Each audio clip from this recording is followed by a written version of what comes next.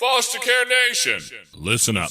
This is Foster Care and Untitled Chapter. Strength for the powerless, courage for the fearful, hope and healing for wounded hearts.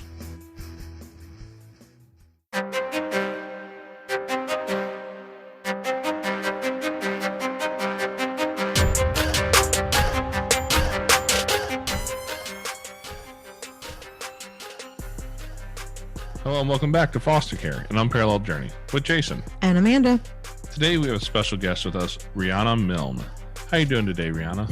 Doing great, you guys. How are you? Hello, everyone listening. It's nice to be here. Yeah, for those of us who can actually see the video right now, I think that's a Zoom background, but your background makes me think of that nice warm place that we really kind of wish we were right now. Well, I live in Florida, and this was actually a picture I took when I was in St. Bart's. I'm a world traveler for a hobby. Well, I love it. Beautiful. I would love to be on the beach right now because out here it's about 24 degrees and pretty chilly. Yeah, I moved down from New Jersey a few years ago and said, why did it take me so long? I feel you there. I don't think we're leaving anytime soon, but yeah, probably not since you just bought me my dream house like 3 years ago. Oh, Yeah. well, Kind of stuck for a little bit. Something to be said about that. Absolutely. Well, how about you go ahead and introduce yourself for us? Sure. Let me go back to the beginning. I did the standard psychotherapy master's. I have a triple master's in applied clinical and counseling psychology, and opened my practice called Therapy by the Sea in Egg Harbor Township, New Jersey. And during having a private practice, I always worked other positions, and they all worked around situations where there was trauma.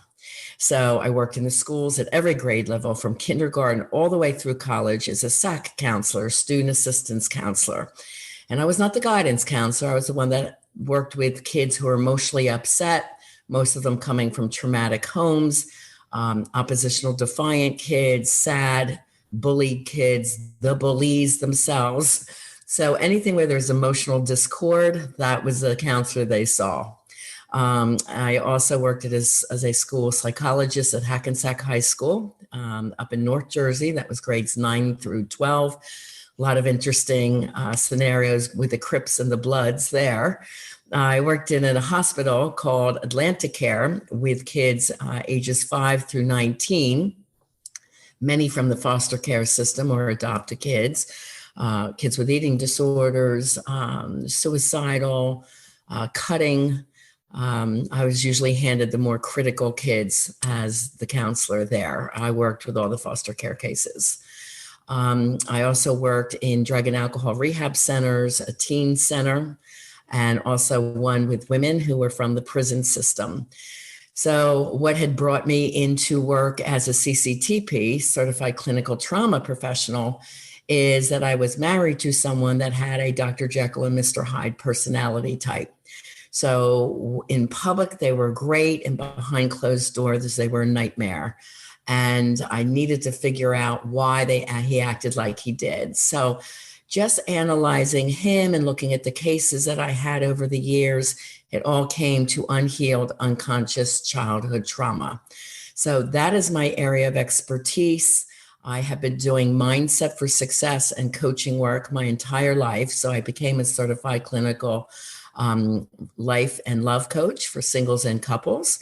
I work with straight and LGBTQ populations. From 16 to 76 was my oldest client. And I do that virtually. So I work with people around the globe now. I love it. I left my office in 2014 to work globally and help people to create emotionally healthy, evolved, and conscious love.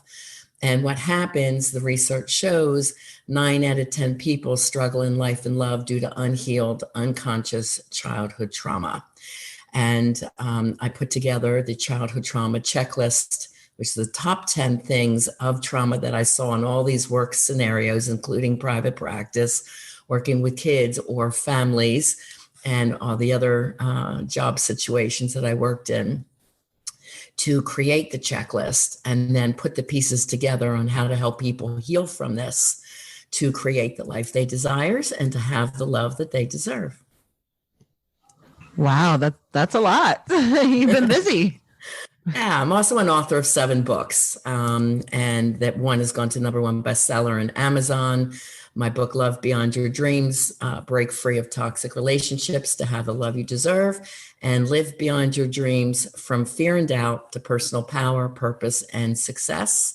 And the Live book does have a chapter in there for parenting, ideal parenting, and one written for the kids. And it's called Lessons from Mom, because all my kids' friends, when they were growing up, called me Mom, because they used to call me, come and talk to me about all their problems because they couldn't talk to their own moms and dads. So I wrote that while I was in an elementary school, K-6 school, and wrote that at night and weekends. And, my students know I was writing it. It's like, well, can I read the book? So I wrote it at a level of 14 and up. And it's amazing how many kids went to the library and signed that out. Then the librarian says, your books keep disappearing. I'm like, what? She goes, you must have a lot of students coming up. They sign up their books and they never come back. And I'm like, well, that's not good. She goes, no, that's a sign of a great book. People steal it. They don't want to bring it back. And I'm like, oh, okay. Yeah, that could be my students. So what made you choose this kind of path for yourself? I always wanted to be a counselor ever since I was young. I went through a few things myself. I had experienced childhood trauma. I didn't think I had. Most people said, well, I don't have any trauma until you do the research. And again, everybody has at least 1 to 3 of the top 10 traumas. So I knew I was bullied. And I knew there was some verbal stuff going on in my home. And then I knew my dad, there was no fault, what we call abandonment issues. There's fault and no fault, which I'll go into later when I go over the list. But that had been a part of my life as well. And then I was attracting toxic partners and I didn't know why, because I was a good lady. I was spiritual. I was honest. I worked hard. I had amazing kids. And I'm like, why am I getting toxic partners? I couldn't understand that. So that's what led to the research. Wow. All that, and you had time to write 7 books in the middle of it, right? Well, the first one came out when I was a model and talent agent at age 26 to 36. I helped put people in the map in the talent industry. And my actors and models, singers and dancers were from age 5 through 83. Oh, wow. So at that time, I was teaching them mindset for success work. As a teenager, I was listening to Tony Robbins and Deepak Chopra, the Dalai Lama, the Course of Miracles, just getting this mindset for the excitement of life. My best friend at 16 was killed by a drunk driver. So that was very traumatic for me.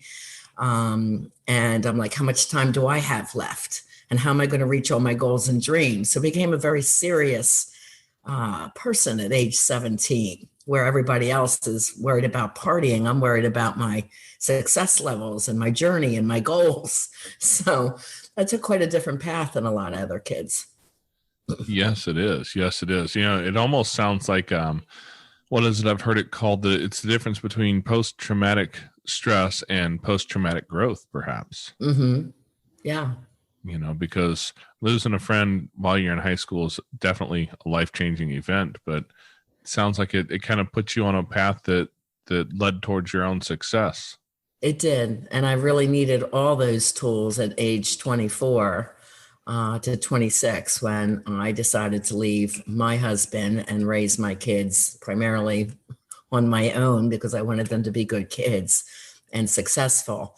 My 38-year-old has been written up in Forbes and Inc. magazine as one of the top 11 female entrepreneurs changing the world. At age 18, 15, she says, I want to be a pop singer, Mom. I'm there. Well, then let's do it. And she sings on 3 multi-platinum CDs. And then when she was 5, she goes, I want to put water wells in Africa to help those kids. And I said, I know you do. Let's do it. So by 19, she and her best friend went to Africa, connected with the United Nations. And since that day, they've put 21 water wells in Tanzania, Africa, with our charity Epic. So, the mindset for success really, really works with kids. So when I was in the school and doing all this research for my books and my own daughters to bring them to the success levels they wanted, I would teach this to my school students at the age appropriate level. So for the elementary kids, I would have star charts all over my wall. And, if they acted up, the teachers would send them down to Miss Riana's relaxation room. That was my office. No bright lights, pads on the floor. I play Louis Miguel, and I don't understand Spanish, but I like the music for music therapy. We would just talk through what was going on or what happened before they got to school, because it's usually the trauma that brings a kid upset into school, right? The home trauma that's going on. And so many kids are misdiagnosed ADHD because they can't concentrate when they think their parents are divorcing or their mom is on the street in Atlantic City doing drugs, so she didn't show up that night. I mean, I worked with critical kids, so these were the types of stories we heard. And I had to work with what we call DIFAS, Division of Youth and Family Services. So, each year I probably made at least 45 phone calls to kids that were being abused, hit by belts, tree branches, metal trucks on the genitals. I mean, I heard all kinds of stories from my kids, unfortunately, my students. I remember having a friendship group, lunch group for the kids that were acting out and being bullies. And 9 out of the 10 of them had a parent incarcerated. So, they brought their anger into school by bullying others. So I created a program called Stand Up for Friendship, which was an anti-bullying program. And when I entered that school in South Jersey, it was like a war zone. And within 2 months, we had this system in place. And it worked out really, really well that it was televised because of the success level.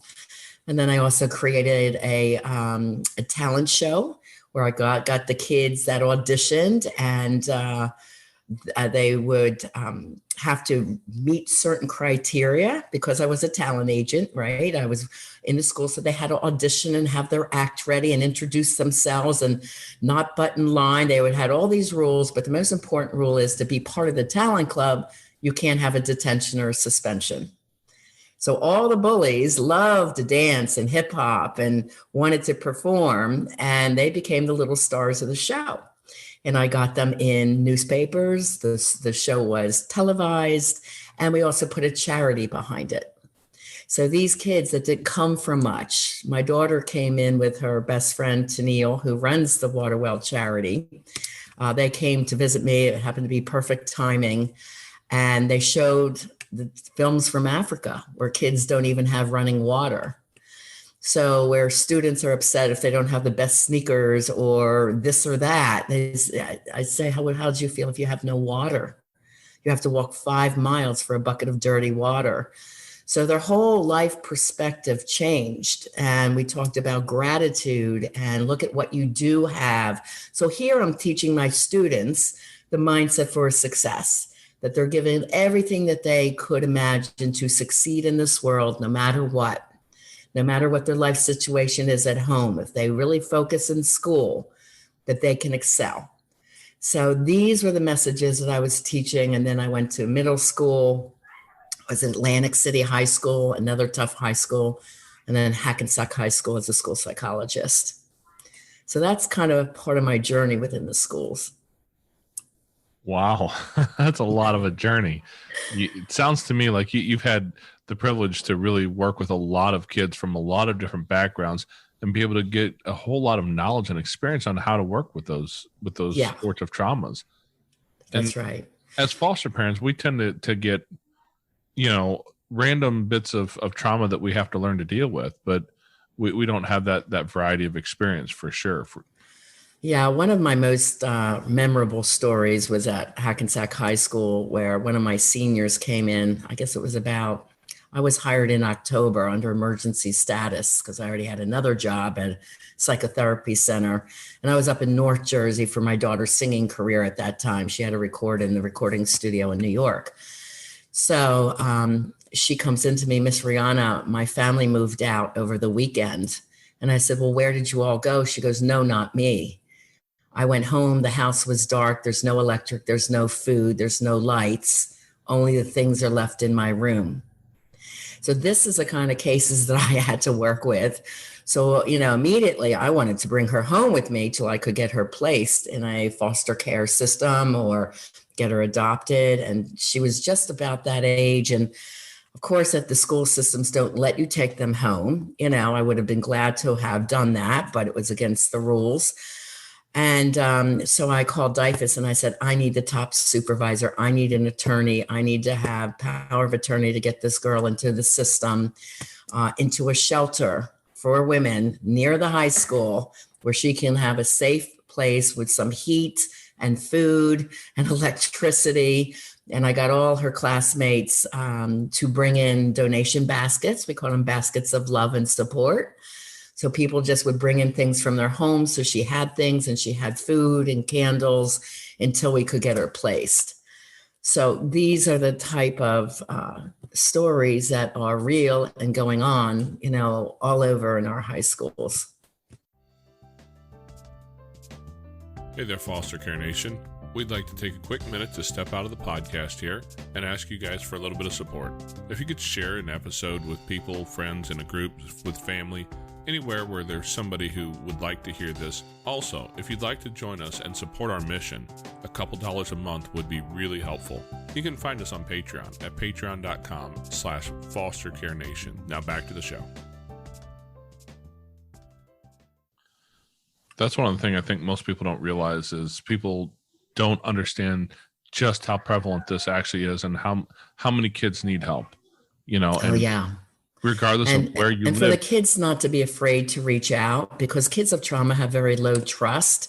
If you can't trust your mom and dad, it's hard to trust a stranger or a counselor affiliated with a school system. So it was important that they knew I was their advocate. So some of the things I wouldn't do, like I wouldn't go to the teacher's lunchroom because they all were gossiping and they wanted to talk about the kids. And I didn't want to do that. I wanted to hold those kids and my relationships like sacred. So I would leave on my lunch hour and go read. It was kind of like I was my own little bubble, but my principal was amazing at the elementary school and recognized why I wanted to do that. That was like the safe haven. And then after school, we would do talent club. And that was another time for me to nurture them and show them, yes, you do have talent. So the kids that used to bully, they're being looked up to from the other kids. And it's like, I'll teach you the dance moves, so now they're learning to be leaders, so it was so beautiful to see the transformation. If you can find a talent, every child has a talent, find a talent in that child and believe in them. And, I found during a lot of family counseling in my private practice, a parent would pop in the office and say, here you go. Here's my kid. I'm going to pick him up in 45 minutes. I said, no, you're not. I'd say to the student, I said, go have a seat in my waiting room. You can turn on the TV. I'll be right out. I'm going to talk to your mom first because it's about the parents. They have to know how to parent them. And if the kids are acting out, how to use positive parenting methods, which I do describe in the Live Beyond Your Dreams book. What we call star chart for a little child, I call allowance chart for a teenager. Having some boundaries, working as a team, as a family. Kids want to feel like they're important and they have something to contribute. And if they're just called a loser or whatever else it is, that the mom or the boyfriend or the stepfather is calling them, kids believe what they hear. So if they're always getting, verbal messages, they're no good, then they feel like they're no good. So occasionally there's a great mentor in their life, whether it's the counselor, a teacher, a coach, that can turn, a problem child around. Yeah, absolutely. I agree 100%. Because we've seen so often as parents, we don't realize exactly what our power is. And we have the power to either break or make our children. Absolutely. You mentioned that trust piece. How as a foster parent, because a kid's going to show up at my house, right? Mm-hmm. They don't know me. I mean, you can tell because you can see me that I'm absolutely beautiful, and all the Look like a tough guy, Jason. Honestly, a lot of adults might see that rough exterior. Most of the kids actually see right through it. To be Yeah. fair, they're smarter than adults are usually. That's right. Kids are But brilliant. yes, they are. They can read that. But I've got this kid shows up at my front house, in my front door, and a 4-year-old little boy walks in. Who has, I don't know what kind of trauma. I just know it's probably there. Yeah. And has what kind of experience in his background that I don't know what it is. It's probably going to be some rough experiences if he's been pulled out of his home and brought to mine. So how do I begin to build that trust with him so that he'll feel safe enough to where we can start to build that relationship and move towards an ultimate goal of him becoming healthy and learning how to work through these things? Right. It's similar to me being a counselor. I'm thinking of Atlanta Care Hospital System. You know, they don't want to be at a counselor. They hate sitting in a counselor's office. They don't want to work with a stranger. So the first thing is just acknowledging where they are, saying, you know, I know this is probably really scary for you. Like, you have no idea who I am, and you're in a brand new home, you know, and you don't know how long you're going to be here. And I'm sure you're worried about your mom and dad. So you acknowledge what could be the obvious feelings, you know. But with you could say, you know, I've had a lot of experience taking kids in, and it's worked out okay. So I'm here when you need me. You know, ask me anything you want, and just kind of ease into it like their adult friend. You know, try to be that friend first. As a counselor, I kind of say a lot of those same things. You know, kids are told by their parents, don't ever say anything is going on in the house, or they're going to pull you from the house and you'll never come home again. So kids are scared to death to tell a school counselor they're being beat at home. It's amazing how many kids tell me that on their first session. Because I explain that, you know, you're the one that has the power to help your family. You know, if I know what's going on, I can get a free counselor for your mom or dad. They won't have to pay for it. And I know that sounds a little scary. Their mom and dad might be mad at you if we send a counselor to the house, but we don't want the beatings to keep going on anymore. In a way, you empower yourself that you won't have the beatings, but at the same time, you can get mom and dads the help that they need. So in a way, they see themselves as the empowering person in the family, that they can change up the family dynamic by getting them some help.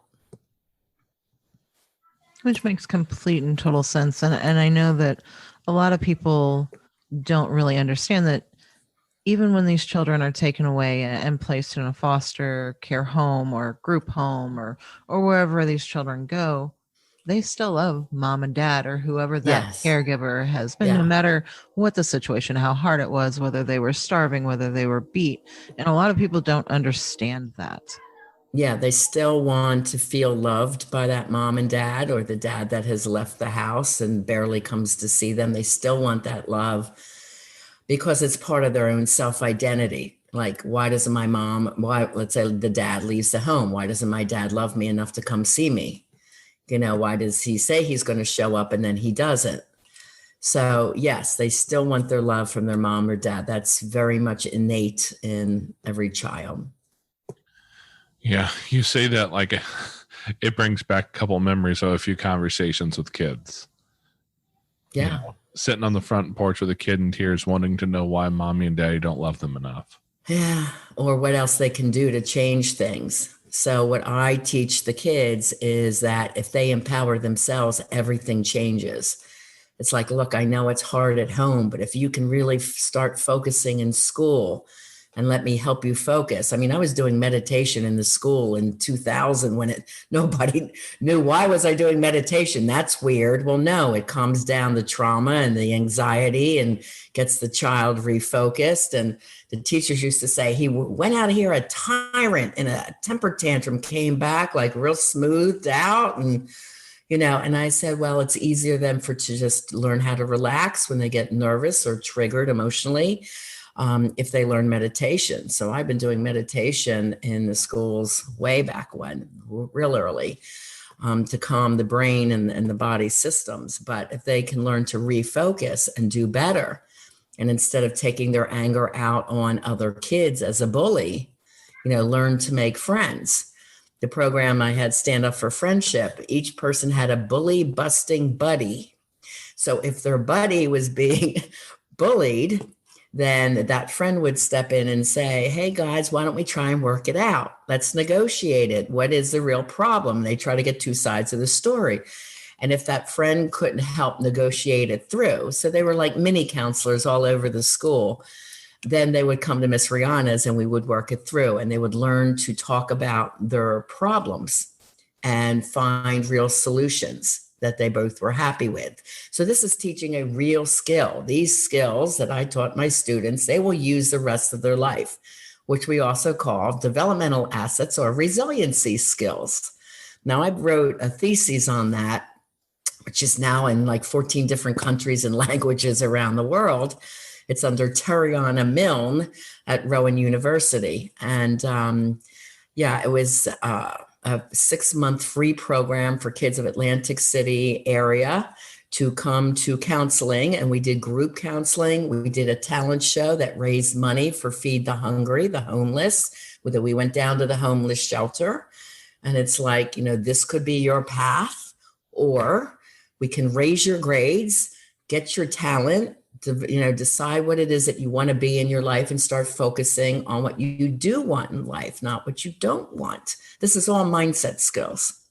So I did pre and post tests, and the majority, like 98% of the kids, their grades went up, their happiness levels went up, their ability to get along with peers and teachers and parents.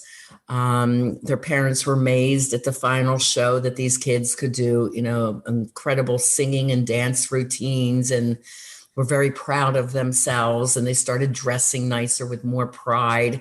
It was a great program. So there's a lot of statistics in there for anyone listening that, would need that type of research for their school or anything that they're studying. Yeah, it sounds like you're really resiliency. Yeah, it sounds like you're really empowering children. That's the goal. It's really awesome, because a lot of children, they need that. They need the positive. They need somebody to show them that there's a different way, that it doesn't have to be this way, and you can break that cycle. For real. Yeah. If you'd like, I'll go into what the 10 childhood traumas are. And if these aren't healed by, childhood development and maturation or maturity level, as they grow and age, then it comes out in toxic behaviors in adults.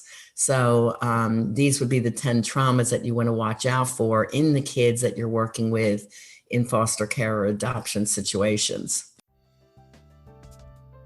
Hey there, Foster Care Nation. If you'd like to find yourself in a group with like-minded people, head over to Facebook, and you can find us at facebook.com/groups/fostercareuj.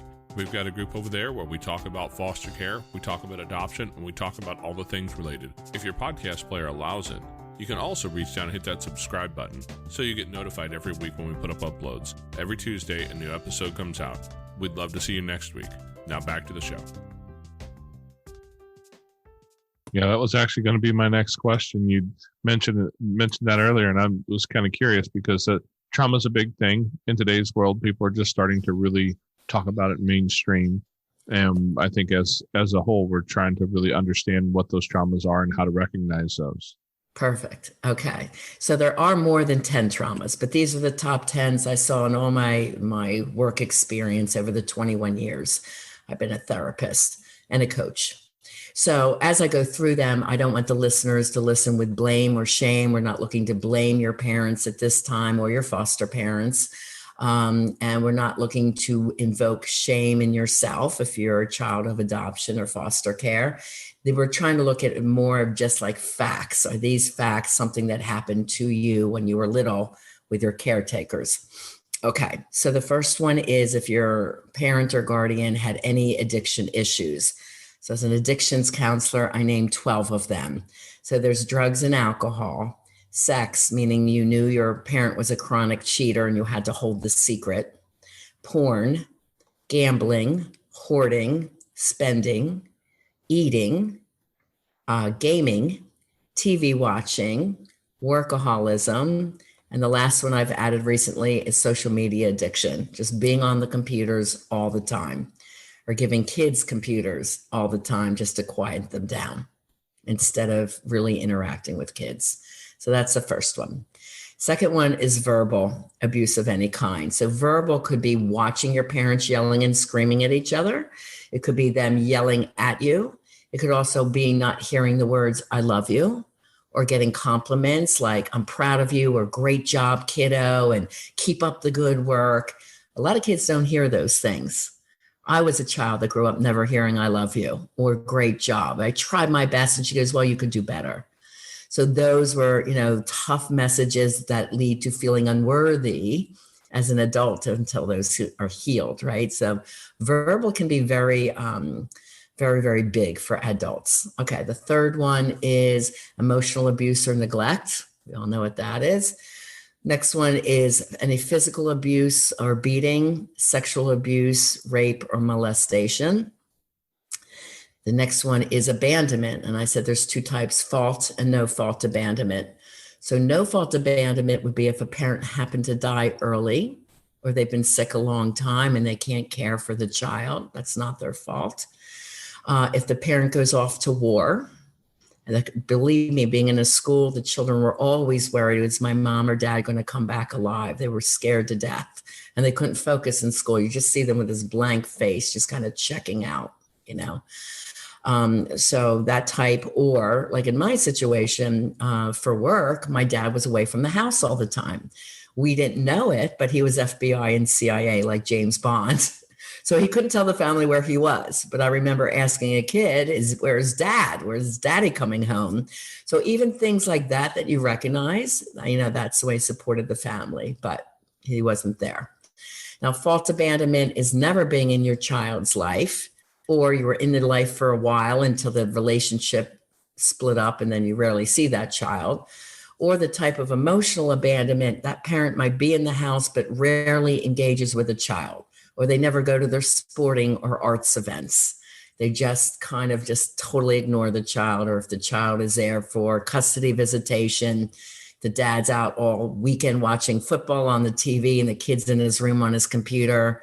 That's an emotional abandonment. There's just no interaction, and that's a fault abandonment. Now, the next one applies to your group. If there was adoption, foster care, or going to live in another person's household because your parents couldn't take care of you. So even if that's grandma and or uncle or family friend, you still feel like you were, pushed off to another home, that your main home was lost for some reason. Trauma number 7 is the most common that people relate to, and that's personal trauma. That's being bullied. If you were an overweight child, skinny and gawky child and called the nerd, you might have been born with a medical issue or had asthma, so you can be on the sports teams. You weren't part of the cool kids, so you were picked on or bullied. Believe me, I saw that at every grade level. And I was very much an advocate to try and get that out of the schools that I was working in, because it's very, very damaging to a kid's soul and psyche. So any reason where you didn't feel good enough or you didn't measure up to the other kids, that's personal trauma. Next one is sibling trauma. Maybe your sibling was born with a medical issue, so your mom and dad gave them more time and attention because they needed it.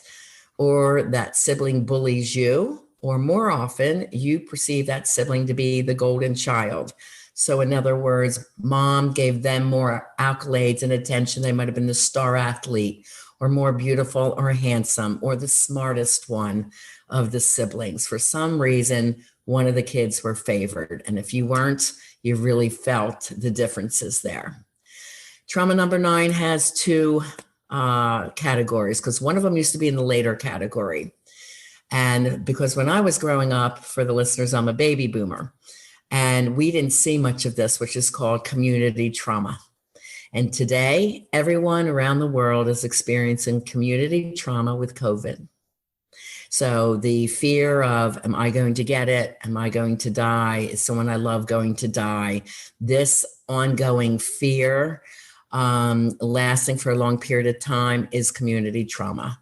That's also our school shooting, community shootings, our loss of communities by Mother Nature, our floods, fires, hurricanes, mudslides, anything that's destroying communities at large is a huge impact. And that's probably one of the three that everyone can say, yes, I'm experiencing that in my life right now. The other part of that is family trauma, trauma number 9. And this is if a parent's incarcerated, if you grew up in a poor community, you were afraid often walking to school, you came from lack. There's always talk around, we don't have enough to pay the bills, we don't have enough for food. And there's a lot of those conversations going on today with COVID. If the military families, that's hard in our USA, they're moving every 2 to 4 years, and the kids, as soon as they start getting friends, are uprooted and taken to another school. So these kids are always on the move. And that's, anxiety going into a brand new school and being the new kid. And then the last one, trauma number 10, is mental health issues in mom or dad. This is usually before family services gets involved. So the two most difficult for children to navigate is bipolar and borderline personality disorder. Borderline to me is the worst. It's like walking on eggshells. When they're good, they're great. When they're bad, they're horrid, and you never know what you're going to get. They would explode with anger at something nobody else would even think is a big deal. So it's a very unstable personality type. And then manic depressive is depression can show up as anger, emotionally checking out, or extreme fatigue. And a manic phase could be, a gambling spree, an eating binge, a spending spree, and then having no money for food. Growing up with someone that has these types of obsessions or compulsions is part of the manic phase of bipolar usually. So those are the 10 traumas that I usually talk about that I see impact most people. I have a question about those traumas. And it kind of just struck me mostly when you're talking about sibling trauma, because the golden child syndrome, right? Mm-hmm. I'm a middle kid. So okay, me too. I might have some of that middle kid syndrome, right? but as far as this trauma goes, I mean, obviously some of it is very clearly defined, explicit things. If you experience sexual abuse, that's not at all subjective. That's an objective thing. But if you felt like you were the kid, whether or not that was actually the case, is that still considered a trauma? Yes. I always say feelings are real and they're true to that person, but they may not be a fact. Okay. So feelings are real. If the parent says, well, I never hit my kid and that was the fact, but they screamed at them and threatened that they would and brought out belts or something else to scare the kid, they would say, I'm afraid I'm going to get hit. And the parent would say, well, that's not true. I never hit you. So, but that intimidation, that fear was still placed inside the child. So those feelings are always real. You always have to respect the feeling of the child and work with the feelings. And I have to explain this to parents all the time. I said, their feelings are real to them. And they have that, that childlike, immature mind. I mean, a woman doesn't come into her full maturity level in her brain until age 22, 23. And for a boy, it's 25, 26. So the child mind has different ways of coping. And then what happens is the child coping mechanisms, once if they've never healed, when that, let's say it's a little girl, grow up with an alcoholic mother, okay? And the mother would scream and yell being hungover the next day. So this older sibling would get up and get her siblings ready for the bus and make the lunches and get them to the bus stop and basically be the caretaker. But she learned if she pleased her mom and did everything right, then she wouldn't be yelled at or hit. So this girl becomes the woman. And very often I see people pleasing in her adult love relationships, or perfectionism, or a need to control. So these are things that can ruin her adult love relationships. And the people pleasing is, if a couple comes in, she'll say, nobody loves me like I love them. I do everything for my husband and my kids, and nobody does anything for me. So their boundaries are so stretched that we have to reteach better boundaries, how to communicate your feelings. It's like the passive aggressive male. If he spoke up as a child, his father would beat him for opening up his mouth. So as a man, if the woman's upset and starts yelling, and she'll say, well, just talk to me about it, he'll just shut down, because that was his coping mechanism, and not want to talk about his feelings, because he found out, well, that doesn't work. All I got was punished or screamed at even more. So that becomes that passive aggressive person that shuts down as an adult and then later acts out because they're angry because they don't feel loved or respected. So there's many different ways that these traumas show up as adults because of the coping mechanism that would have worked as a child. Let's say the child that got an F on his school paper, and he knew he was going to get beaten for that. So he took that F and he goes, well, if I make it an A, then, and say it was marked on a curve and I get away with it, I'm not going to be beat. So he learns to become an expert liar to make sure he's not going to be beat or hit for something. And if he gets away with it, that's reinforcement that, wow, if I tell the story and get away with this lie, I can get away with punishment. So that becomes that person that as an adult lies for no reason. And you hear the partner say, well, why did you even lie about that? And it became so automatic, just not to get in trouble, not to be yelled at, not to be hit. It became a survival technique as a child. So the adult childhood traumas, we come to understand, where do they come from and why? How are they showing up in your adult life, love, or career? We analyze 3 different areas. And then we set emotion into how do we fix those, heal those, and make sure you're, coming from a place of strength and not unconsciousness, conscious awareness to deal with things as they come up in your life. I can give you a great example of adult unhealed childhood trauma. Our president, unfortunately, is a man of childhood trauma. His father was a raging alcoholic and very authoritarian. He was not allowed to have playmates as a child. He had to be in his father's, they call it tenement apartments. They weren't very glamorous apartments, and cleaning toilets for the next renter to come in, and bathrooms. His biography is fascinating. He used to say in his head, one day I'll have golden toilets, and I will never live like this. He had a brother die of alcoholism.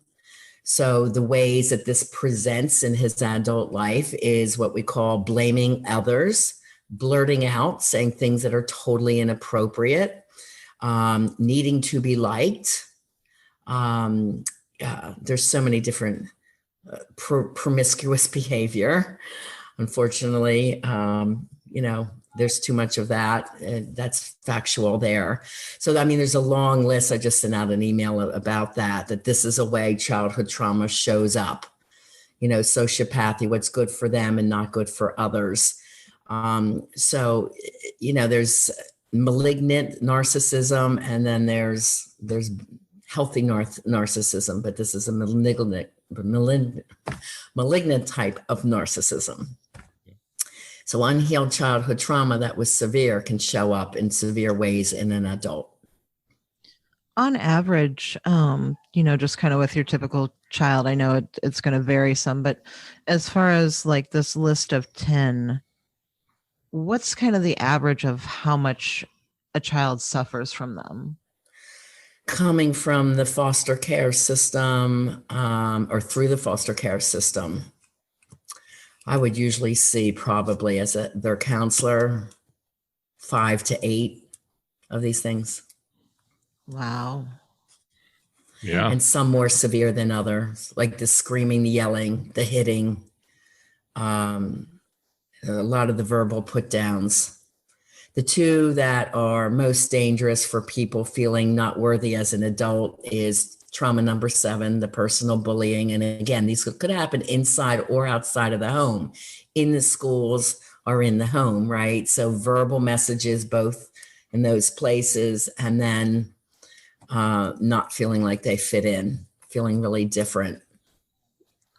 Now, of course, me and Jason, we're foster parents, and so we see children and trauma, and we have children dropped off at our home and things like that. But Right. when we're looking for help for our children, what would we be looking for when we're looking for whether it be a counselor or a psychologist? What kind of criteria are we looking at to find the best help for our children?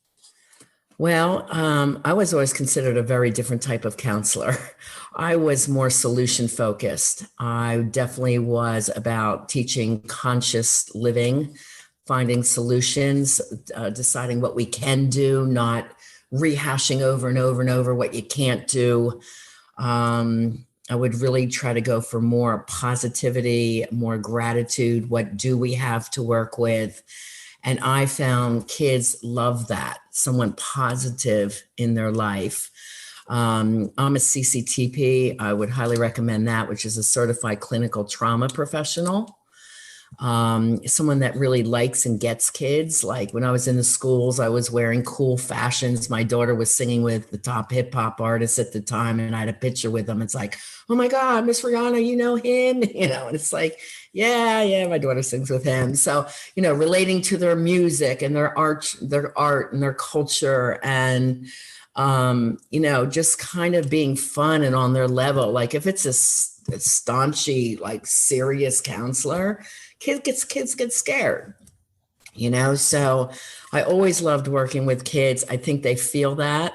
So like a more fun, outgoing counselor, a little bit more lighthearted, that not that we snow over the problems, we don't, but right away we talk about what can be done, and empowering that child that they can work their way out of this. The girl from the high school I was telling you about, where her father and his new girlfriend moved out because the new girlfriend didn't like her. She said she's, old enough to leave on her own. And the mother was in Jamaica and did not speak any language, any English language. So, I had to step into action. What can we do? I didn't sit around and process this with her. It's like, okay, what can we do? We got to get you food. We got to get you, this. I have to call the light company. I have to, so I step into solutions. Like, what can we do? And I think when that child sees, wow, my counselor really cares, and also teaching them coping mechanisms. Meditation, music therapy, journaling, writing about their feelings can be really powerful. Teaching them skills on how to make a friend, how to be a friend, even recommending books that they can read. If they're of a level that they can read books, get them reading early. Let them read this. When my kids and my students were reading my Live book, and these are my 5th and 6th graders in my elementary school. That's when it came out. They were like improving like crazy because they really soaked that in. The mindset for success they don't learn anywhere else. So get them to somebody who's very empowering, nurturing, outgoing, but has a great heart, not a stuffy person. That's kind of what I would suggest. If they want to do counseling online, let them do it online. Because kids don't feel usually very comfortable going to a therapy office.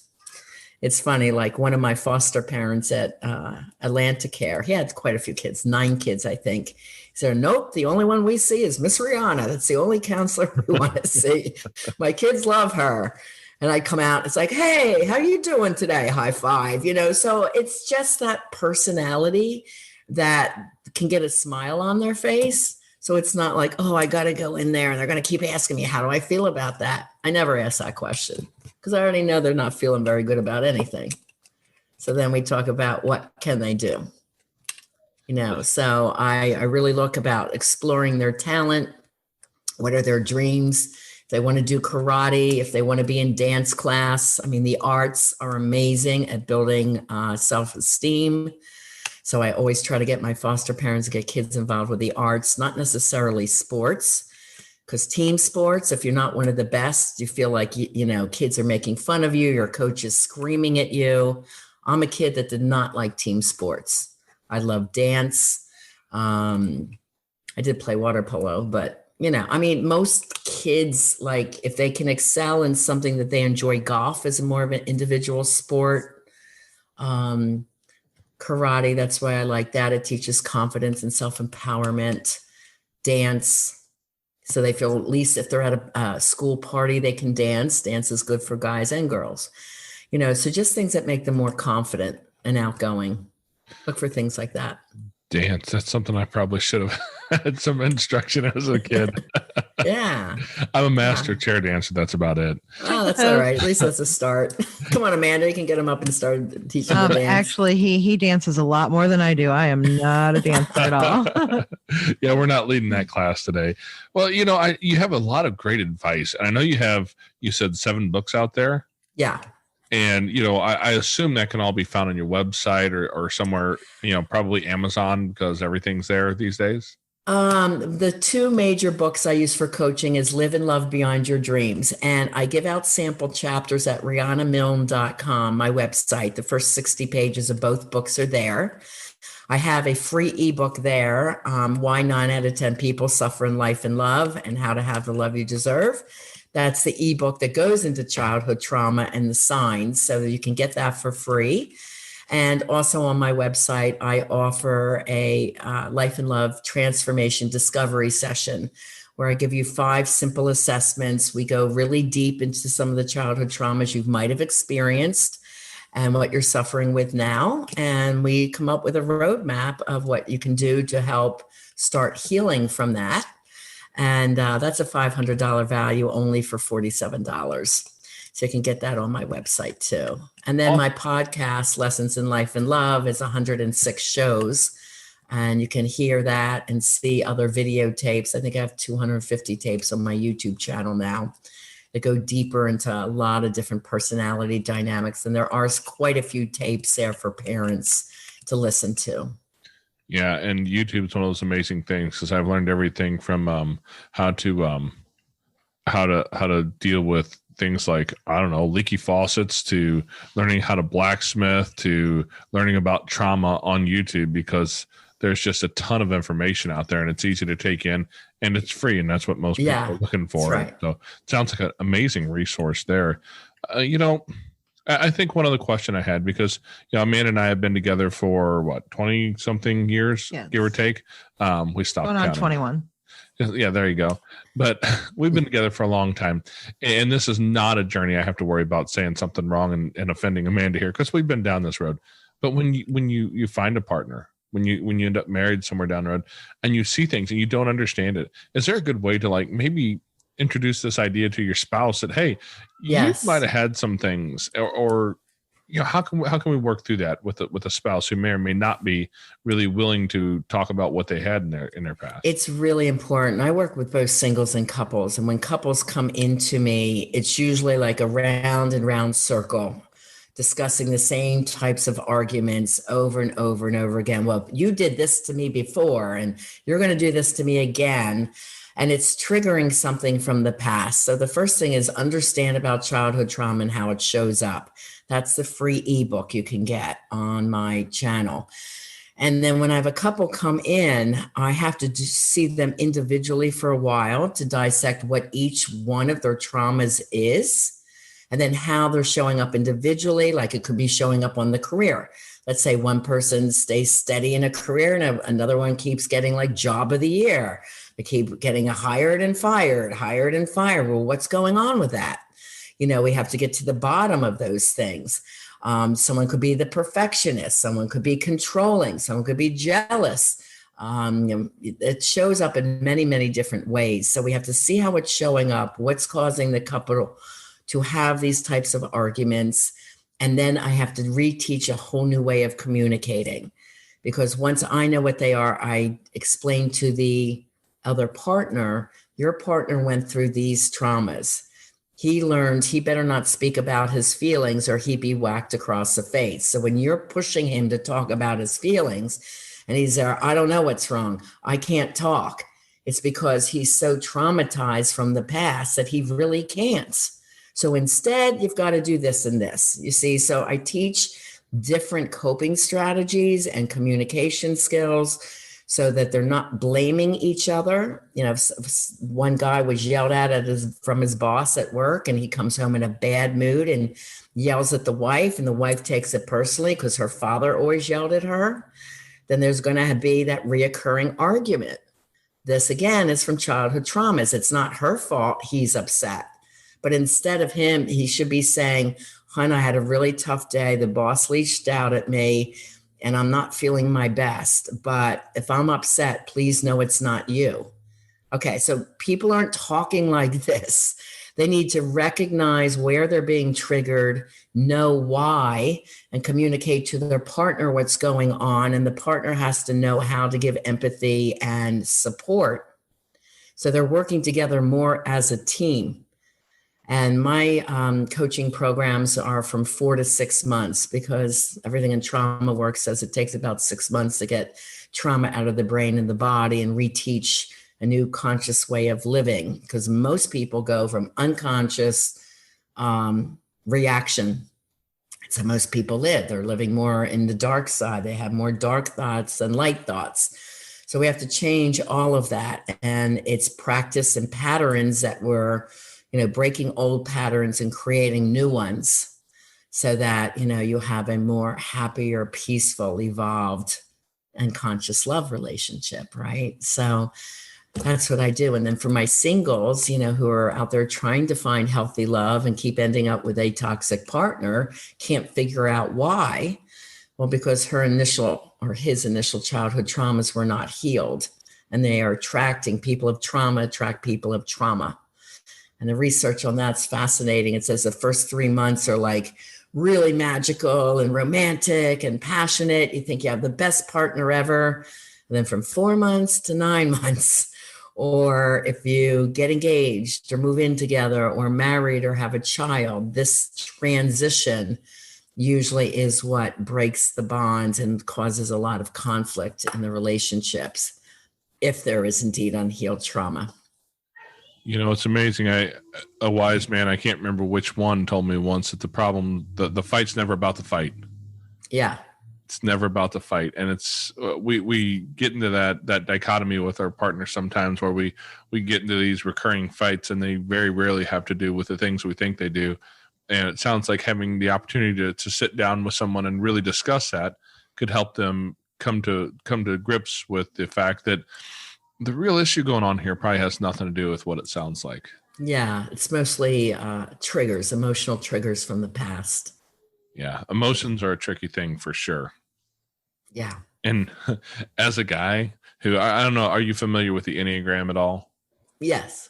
Okay. As a guy who also happens to be an Enneagram type 5, and I would say a hard 5, the emotional side of it has been quite a journey for me to try and learn and understand, because we've had kids from all over the spectrum come in, and I've had to learn how to kind of figure out how to manage that emotional side, because that's a challenge. I think a lot of guys, we do tend to push the emotions back, whether it has to do with the Enneagram typing system or just how we were raised. But a lot of us really push those emotions back, and it takes some real intentional work to figure out how to operate in that space where we can best serve our spouse and our children.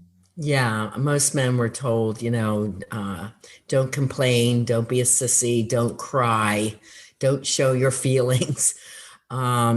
Be tough, they're all those messages that parents either told you or modeled to you.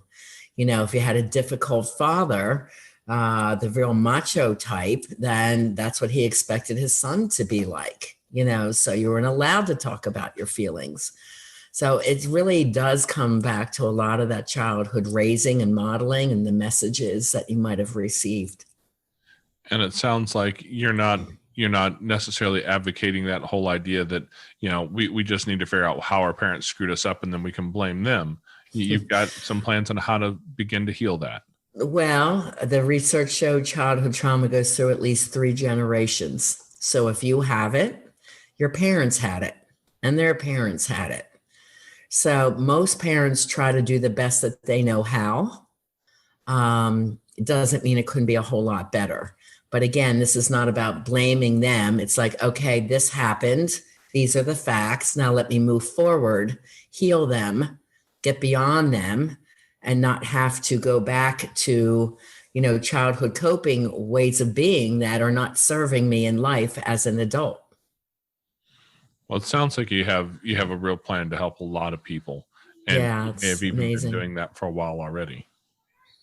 Yes. Just talking about some of the things that you've already done, the places you've been working, and the people, both adults and kids you've been working with. It sounds like you've really had a lot of success in helping a lot of people, and that's what we need to see more of. And we need to become parents, bio parents, adoptive parents, foster parents, just humans in general, who are more focused on helping others find their place of healing than we are, and falling into our own places of trauma and reacting out of hand in a way that damages that. Yes, for sure. Yeah. I mean, the thing is, open books and learn. Too many people are not reading today. There's, when I was pregnant with my daughter, I did a lot of reading from the Better Baby Institute, which is now called the Institute of Human Potential out of Philadelphia, where I'm from. And it's like, I like everything they're saying here. This is how I'm going to raise my kids. And they were talking all about positive parenting and reward charts and early learning back then. And I decided I was going to raise my kids like this. And they were reading before they went into kindergarten. I said, honey, go pick out a children's book to read to the teacher for kindergarten. Because I said, what are the kids learning? They said, well, we start with this is letter A and this is letter B. And I'm like, oh, can my daughter skip ahead? She's already reading books, So their kids are like sponges. They, if they have a great parent and parenting style and the mindset for success, like I could have said to my 5-year-old who says, I want to go I want to go help those kids in Africa, Mom. And I said, I know you will, and you're going to be amazing at it. I said that she could do that. So at 19, yes, as her mom, I'm afraid she's going halfway around the world to Africa with her best friends, but I was sure not going to stop her dream. So whatever she decides to do, she does. Now she's a millionaire coach. She coaches around the world. So, you can foster the mindset for success in your kids.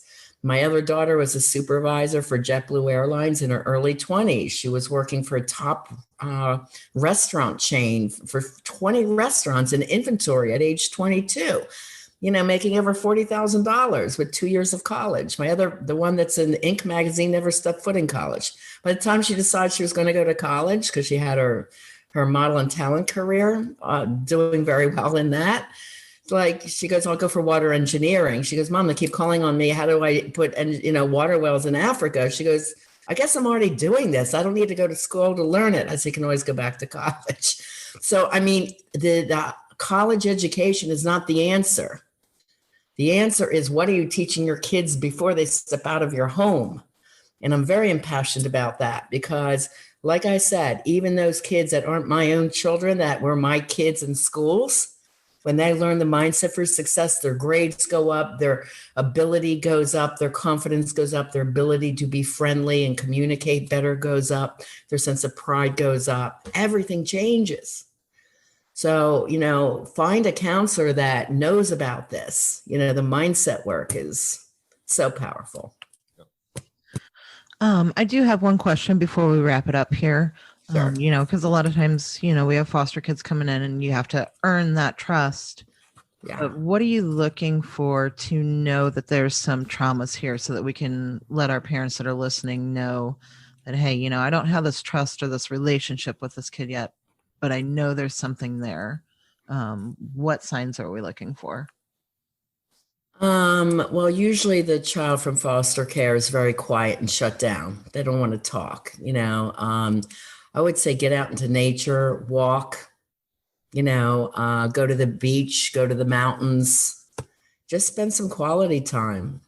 Talk about their dreams, talk about, what they like to do in school. It's just basic friendship, be their friend first, invoke that comfortable feeling that I'm here for you.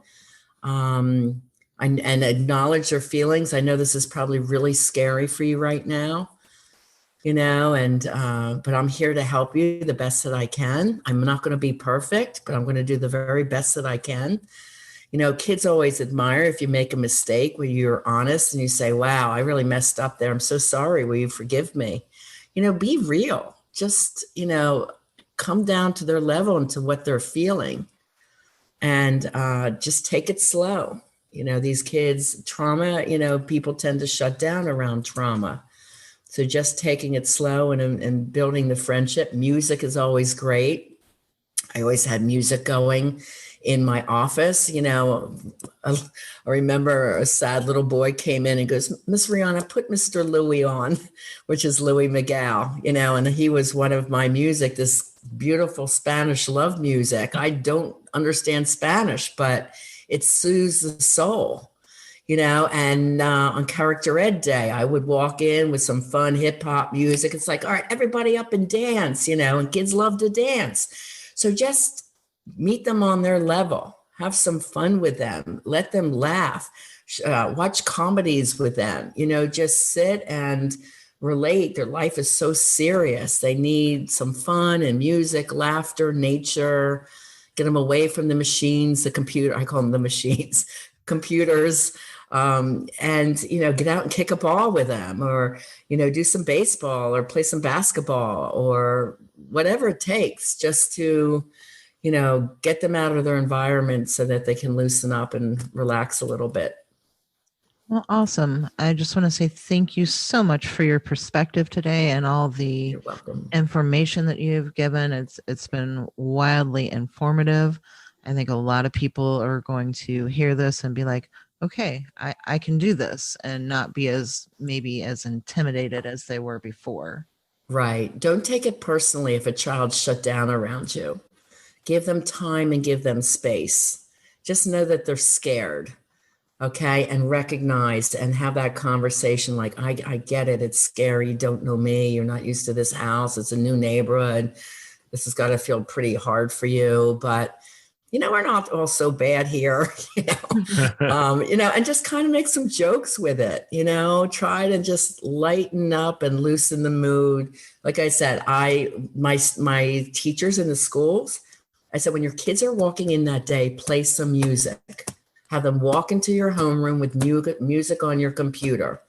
So if it's a sunny day and it's warm out and we're just got beyond winter, play something upbeat, energize. If it's Christmas, play Christmas music at that time. If it's, just something to give them a whole new perspective. Music therapy is amazing, but it's all kinds of the arts, nature, just, interact as much as you can on various levels, but do acknowledge their feelings. And then at least they'll feel that, oh, maybe she does get where I am right now.